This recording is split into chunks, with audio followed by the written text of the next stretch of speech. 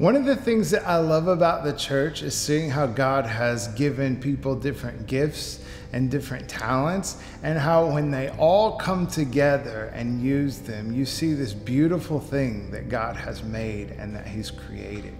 In Galatians chapter 2, we see how Paul describes that Peter has a mission and Paul has a mission, and the mission is the same, but how they accomplish the mission is different. In verse 8, it says, "For God, who is at work in Peter as an apostle to the circumcised, was also at work in me as an apostle to the Gentiles." And so God had given them one mission, to go into all the world, to preach the gospel, to make disciples, but he had given them different assignments. Peter had an assignment that he was going to the circumcised. He was going to the Jewish community. Paul's assignment was he was going to the uncircumcised. He was going to the Gentile community, but both of them were on the same mission, to go into the world and to preach the gospel.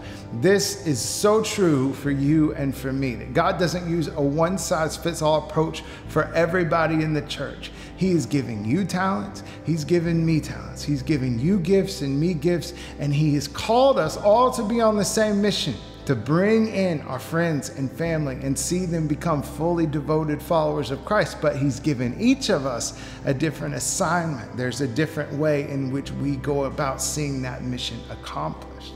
And so for you today, I'll ask you these questions. One, what are the gifts and the talents that God has given you? Because he has given you some. Even if you don't know what they are, think about it, pray about it, and ask him, God, what is it that you've gifted me to do?